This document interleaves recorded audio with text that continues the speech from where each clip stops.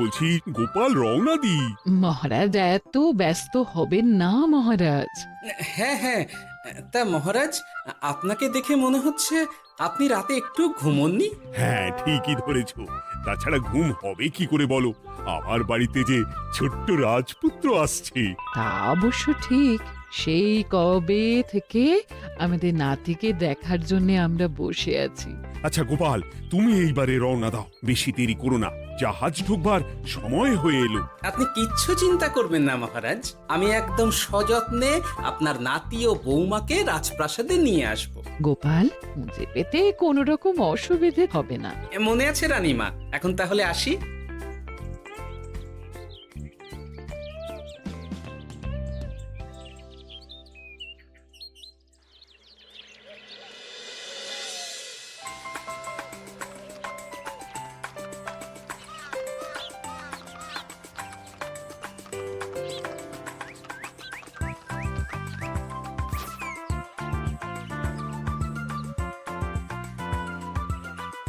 এসো এসো বোমা এসো, আরে আমার নাতি বাবু যে। বৌমা, পথে আসতে কোনো কষ্ট হয়নি তো? এইটুকু পথ আসতে কোনো রকম কষ্ট হয়নি মা। গোপাল কাকা এত ভালো যে কি বলবো।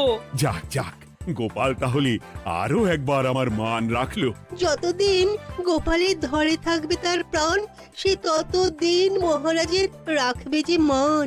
হ্যাঁ মহারাজ, আমি থাকতে আপনি একদম চিন্তা করবেন না মহারাজ। বেশ বেশ বেশ। আমি তাহলে এখন আসি, কেমন? আরে আরে, কোথায় যাচ্ছ গোপাল? একেবারে মধ্যাহ্ন ভোজনটাও সেরে যাও। ও, ভোজনের ব্যবস্থা আছে?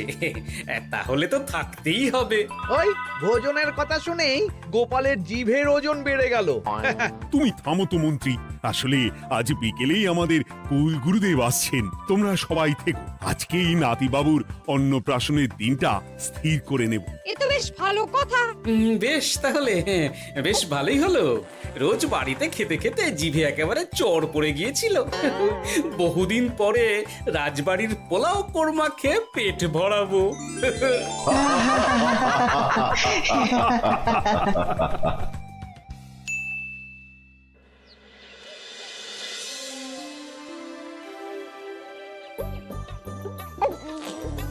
বাহ, তোদের নাতির তো ঢের উন্নতি হবে রে, খুব প্রতিপত্তি হবে, নাম যশ সব হবে, কোনো চিন্তা নেই। গুরুদেব, নাতির শরীর স্বাস্থ্য ভালো থাকবে তো? দেখ, এমনিতে খুব একটা কিছু অসুবিধা তো দেখছি না, তবে হ্যাঁ, সম্প্রতি একটা বড় সড় ঝড় বয়ে যাবে দেখা যাচ্ছে। কি সর্বনাশ গুরুদেব, এসব কি বলছেন, কথাটা কি সত্যি? আমি মিথ্যা বলি না, যা দেখলাম, ঈশ্বর আমাকে দিয়ে যা বলালেন তাই বললাম। তাহলে কি হবে গুরুদেব? এই বিপদ এড়াবার কি কোনো উপায় নেই গুরুদেব? ওরে, তোরা আমার পুরো কথাটা শোন, কথার মাঝেই যদি এত প্রশ্ন করতে থাকিস তাহলে আমি কিভাবে আমার কথাটা শেষ করব? হ্যাঁ, ক্ষমা করুন গুরুদেব, আপনি বলুন বলুন। শোন, ওর কপালে ঝড় থাকলেও সে ঝড় ঠিক কেটে যাবে, চিন্তা করিস না, ভগবান আছেন, উনি বিপদ ঠিকই কাটিয়ে দেবেন। যখন বিপদ চরম সীমায় পৌঁছে যায় তখন ঈশ্বর নিজে এসে আমাদের বিপদ মুক্ত করেন। সত্যি গুরুদেব, ঈশ্বর নিজে আসেন? হ্যাঁ, নিজে আসেন। জয় গুরুদেবের জয়। গুরুদেব, এইবারে তাহলে আপনি একটা শুভ দিন বলে দিন, নাতিবাবুর অন্নপ্রাশনটা ধুমধাম করে দিতে হবে তো। আজকের পর থেকে ঠিক 3 দিন বাদে একটা খুব ভালো দিন আছে, ওই দিন তাহলে অন্নপ্রাশনের ব্যবস্থা কর। বেশ বেশ, তবে তাই হবে গুরুদেব, তাই হবে। গোপাল, তাহলে সব কিছুর বন্দোবস্ত করা শুরু করো। সে আর বলতে রানীমা, আমি আগামীকাল থেকেই একদম জোর কদমে মাঠে নেমে পড়বো। হ্যাঁ রানীমা, আমি কোনো দায়িত্ব নেব নাকি? না থাক, যদি প্রয়োজন হয় তুমি গোপালকে সাহায্য করো।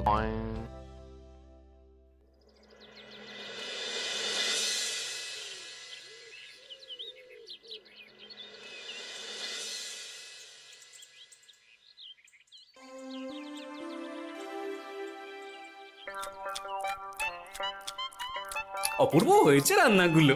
সুযোগ পেয়েছে, একেবারে 3 দিনের খাওয়া খেয়ে নিচ্ছে। সুযোগ কি কেউ ছাড়ে মন্ত্রী মশাই? এই আপনিই বলুন না, যখনই সুযোগ পান কোষাগার থেকে একেবারে থলি ভরে ভরে মোহর সরিয়ে। থাক, মুখ বন্ধ করো, আমার ঘাট হয়েছে বলাটা। তুমি বাপু মন প্রাণ ভরে খাও, কেমন? মহারাজ, এইরকম একটা খুশির দিনেও আপনার মুখে হাসি নেই কেন? আসলে নাতিবাবু তো আর 2-1 দিন পরেই চলে যাবে, সেই কারণেই মনটা বড্ড ভারাক্রান্ত হয়ে রয়েছে। তা তো ঠিকই, আমাদের ছেলেটা আসতে পারলো না, যাও বা নাতি এলো, তাও তো এই কটা দিন কি আনন্দেই না কাটলো। আচ্ছা রানী, আমরা যদি আমাদের কাছে আরো কদিন নাতিবাবুকে রেখে দিই তাহলে কেমন হবে? মানে বৌমাকে তো ফিরতেই হবে, বিদেশে আমাদের খোকার কত কাজ বলো তো। আরে বাবা, বৌমা না হয় ফিরে গেল, নাতিবাবু কদিন আমাদের কাছে থেকে গেলে কি এমন হবে? কিন্তু দেখো না বৌমা, আমাদেরও তো একটু ইচ্ছে হয় নাতিপুতিদের নিয়ে খেলবো, আদর করব, দেখো না। ঠিক আছে ঠিক আছে, আপনাদের কাছে আমার বাবু সোনাকে রাখতে আমার কোনো চিন্তাই নেই। ব্যাস, তাহলে তো মিটেই গেল। মহারাজ, নাতিবাবুকে কদিন এখানেই রেখে দিন, আমরা সবাই আছি, ঠিক কোলে পিঠে করে তাকে সামলে নেব। বাবা বাবা বাবা, গোপাল তোমার সব দিকে কান খোলা থাকে তাই না? মহারাজ, আমি হলাম ভাঁড়, তাই মাটির ভাঁড়ের মুখটা যেমন খোলা থাকে তেমন আমার কানটাও সব সময় খোলা থাকে, বুঝলেন?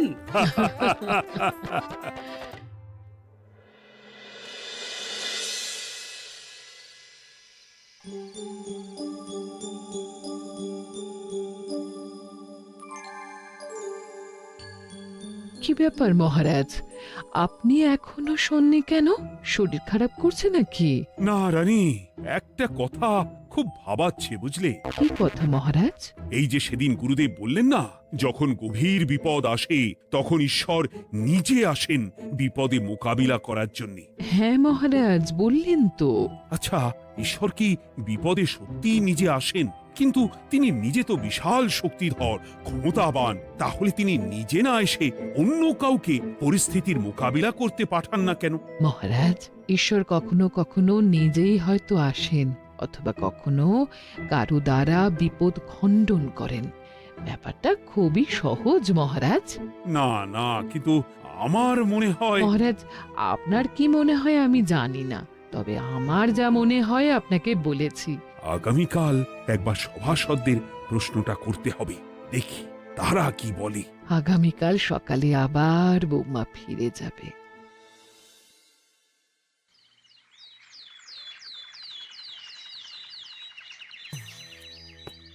আমি তাহলে আসি, আমার সন্তানকে আপনাদের কাছে কদিনের জন্য রেখে গেলাম, ওকে খুব যত্নে সাবধানে রেখে দেবেন, কেমন? তুমি কোনো চিন্তা করো না মা, আমাদের নাতিবাবু একদম দুধে ভাতে থাকবে।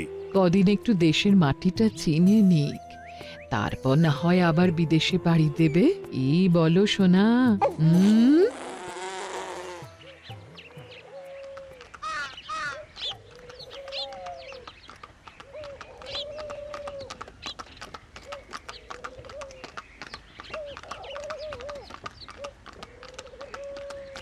বৌমা তো চলে গেল, এইবারে তাহলে আমরাও যাই। আজকেও নিশ্চয়ই বৌমার ফিরে যাওয়া উপলক্ষে রাজসভা বন্ধ থাকবে। ভুলেও এই সব কথা ভেবো না মন্ত্রী, চলো এইবারে সবাই রাজসভায় চলো, তোমাদেরকে একটা খুবই গুরুত্বপূর্ণ প্রশ্ন করব। সেরেছে, মহারাজ আবার কি প্রশ্ন করবেন ভগবান জানে। সবাই রাজসভায় এসো।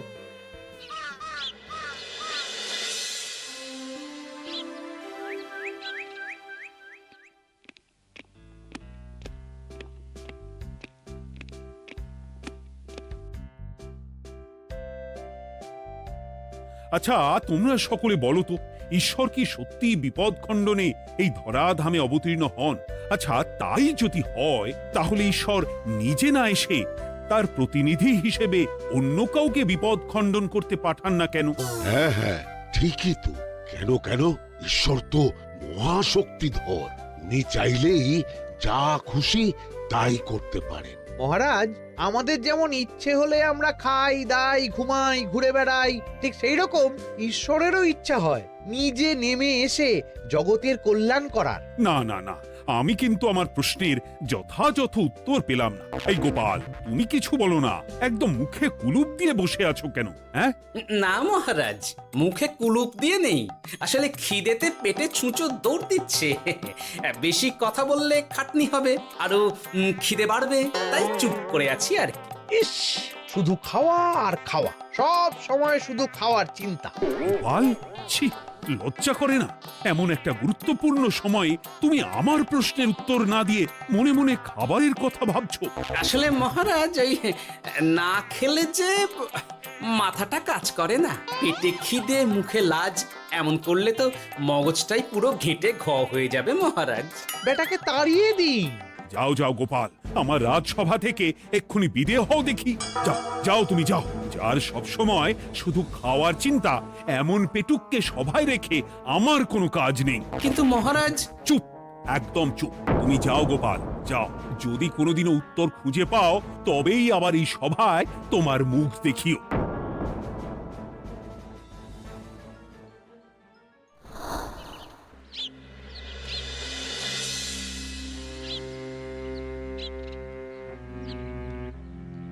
মহারাজ যে এমন সামান্য কারণে আমায় রাজসভা থেকে বার করে দেবেন ভাবতেও পারিনি। এখন কি যে করি, একে তো মাসের শেষ, সংসারে তুমুল টানাটানি। এক কাজ করি বরং, গিন্নিকে নিয়ে কদিন শ্বশুর বাড়ি চলে যায়, কদিন পায়ের উপরে পা তুলে আরাম করে আয়েশ করে দিন কাটাবো। হ্যাঁ, তাই করি।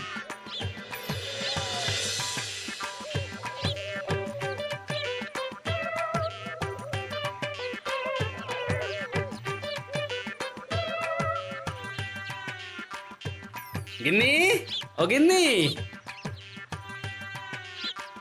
বলছি কি, ওই শিগগিরই তল্পি তল্পা গুছিয়ে তোমার বাপের বাড়ি চল। এই কটা দিনের জন্য দুজনে ঘুরে আসি, বুঝলে? কি ব্যাপার? তোমার হঠাৎ করে আমার বাপের বাড়ি যাবার হিড়িক কেন? কিছু মতলব আছে নাকি? আমি না তোমার স্বামী? তুমি আমাকে এভাবে বেমক্কা মতলববাজ বলতে পারলে? হ্যাঁ, কোথায় আমি তোমার কথা ভেবে কথাটা বললাম, আর তুমি কি না আমায় স্বামী না স্বামী কে জানে? এই গত 3 মাস ধরে বাপের বাড়ি যাওয়ার কথা বলছি, তুমি তো তখন কানেই নিচ্ছিলে না, এখন হঠাৎ? আচ্ছা আচ্ছা, বুঝেছি বুঝেছি, অনেক ঝগড়াঝাটি হয়েছে, এইবারে তল্পি তল্পা গুছিয়ে চলো, মেলা সময় বয়ে যাচ্ছে। কি এক্ষুনি যাবে নাকি? সন্ধে হয়ে এলো তো। সন্ধে হয়ে এলো তো কি হয়েছে, চলো চলো চলো, শিগগিরই চলো। ঠিক আছে, আমি প্রস্তুত হচ্ছি। তুমি তাহলে একখানা গরুর গাড়ি ডেকে আনোগে, যাও যাও। আরে মিছিমিছি গরুর গাড়ি রাখবো কেন? আরে বাবা, আমরা হেঁটে যাবো, হেঁটে। কি বলছো? এতটা রাস্তা বনের মধ্যে দিয়ে আমরা হেঁটে যাব? হ্যাঁ, শোনো গিন্নি, ওই বাতের ব্যথায় না হাঁটাটা বেশ ভালো, বুঝলে? চলো চলো, দেখবে কোনো রকম অসুবিধে হবে না। হ্যাঁ, আমি তো আছি নাকি? হ্যাঁ,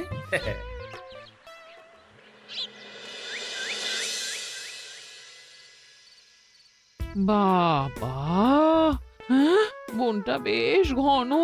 বলি, এই সময়ে এই বনের মধ্যে দিয়ে কেউ হেঁটে যায়? মেলা গজগজ না করে চুপচাপ এসো দেখি। ও মা গো, বাবা গো, বাবা গো, কি লাগাটাই না লাগলো গো। আরে, তোমার থেকে আমার বেশি লেগেছে, যাখানা ধাক্কা মারলে। কি করবো?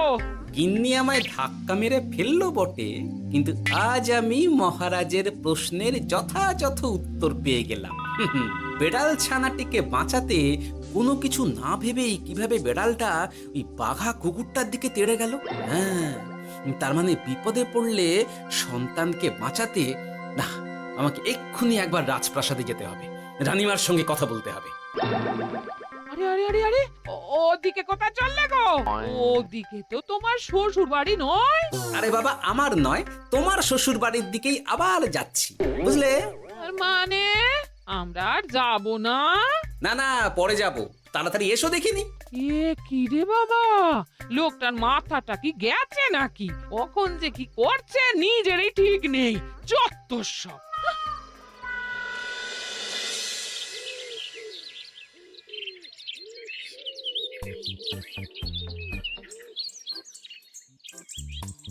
আরে গোপাল দাদা, তুমি এখন কি ব্যাপার গো? আমি একটু রানীমার সঙ্গে দেখা করতে চাই, খুব দরকার। কিন্তু এখন তো সকলে ঘুমাচ্ছে, তাই আমি তো এখন তোমাকে ঢুকতে দিতে পারবো না। আরে অযথা কথা না বলে পথ ছাড়ো, ভিতরে ঢুকতে দাও। গোপাল দাদা, তুমি এই সময় ওই ঢোকার জন্য অহেতুক জেদ করো না। তাছাড়া আমি যতদূর জানি তোমায় তো মহারাজ তাড়িয়ে দিয়েছিলেন। তাহলে আবার বহাল হব, চিন্তা করো না। দয়া করে এখন ঢুকতে দাও। গোপাল দাদা, আহ পেয়াদা, এই এই কি ব্যাপার? এত হইচই কিসের? কি হয়েছে? রানীমা, আমি আপনার সঙ্গে একটু কথা বলতে চাই, বিশেষ দরকার আছে। এসো এসো, ভেতরে এসো। তাহলে মহারাজকে তোমার পরিকল্পনা মতো বাইরে নিয়ে যেতে পারলেই উনি ওনার প্রশ্নের উপযুক্ত জবাব পেয়ে যাবেন, বলছো? সে ব্যাপারে আপনি 100% নিশ্চিত থাকুন রানীমা। এখন আপনি শুধু আমার পরিকল্পনা অনুযায়ী মহারাজকে নৌকা বিহারে যেতে রাজি করান। তারপর কি হয় সেটা আপনি নিজেই সচক্ষে প্রমাণ পেয়ে যাবেন। তোমার উপরে আমার অগাধ আস্থা গোপাল। ঠিক আছে, তুমি যেমনটা বললে ঠিক ওইভাবেই আমি নৌকা বিহারের ব্যবস্থা করছি।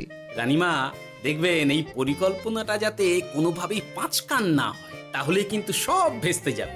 নিশ্চিন্তে থাকো গোপাল, কিচ্ছু হবে না, নিশ্চিন্তে থাকো।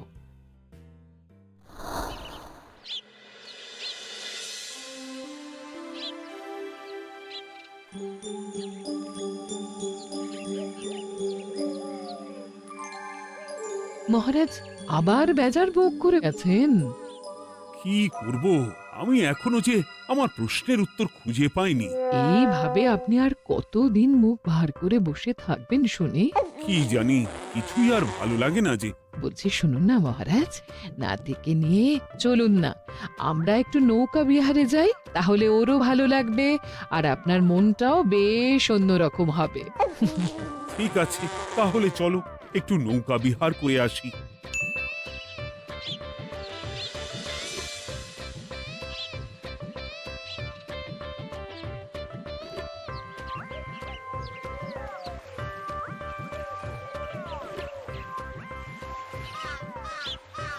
এই তো মহারাজ, আসুন আসুন, সেই কখন থেকে আপনার জন্য অপেক্ষা করছি। এ কি গোপাল, তুমি এখানে? কি ব্যাপার? তোমার সঙ্গে তোমার স্ত্রীও আছেন দেখছি। মহারাজ, কতদিন আপনাকে দেখিনি বলুন তো, তাই আজকে একদম সস্ত্রীক চলে এলাম। চলুন চলুন, সকলে মিলে নৌকো বিহার করে আসি। কিন্তু আমি তো তোমাকে তাড়িয়ে দিয়েছিলাম, তারপরেও তুমি। মহারাজ, অনেক তো হয়েছে, এখন এসব কথা ছেড়ে নৌকোতে টুকুস করে উঠে পড়ুন দেখি। কিন্তু মহারাজ অযথা দেরি করবেন না, চলুন উঠে পড়ুন।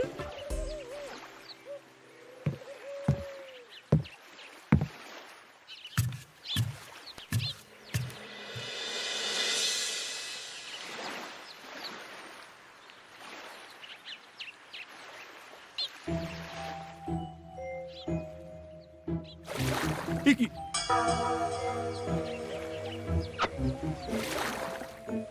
এই নাও, দেখো দেখো, ও কোনো সাড়া শব্দ করছে না কেন? সারা শব্দ করবেন না মহারাজ। মানে এসব কি বলছো? এই পুটুলির ভেতরে তো আপনার নাতি নেই, এখানে নাতির বদলে রয়েছে একখানা খেলার পুতুল। এসব কি বলছো তুমি? এইটা যদি পুতুলি হয় তাহলে আমার নাতিবাবু কোথায়? হ্যাঁ, আপনার নাতি এইখানে একদম সুরক্ষিত অবস্থাতেই আছে। যাক বাবা, আমি যে কি ভয় পেয়ে গেছিলাম তার কি বলবো। কিন্তু রানী, তুমি আমার সঙ্গে হঠাৎ কেন এমন ছলনা করলে? হ্যাঁ, আমার কথাই মহারাজ। কেন? আসলে আমি আপনাকে এই ঘটনার মধ্যে দিয়ে আপনার প্রশ্নের আসল উত্তরখানা দিতে চেয়েছিলাম, তাই। গোপাল, কি বলতে চাইছো একটু খুলে বলো তো।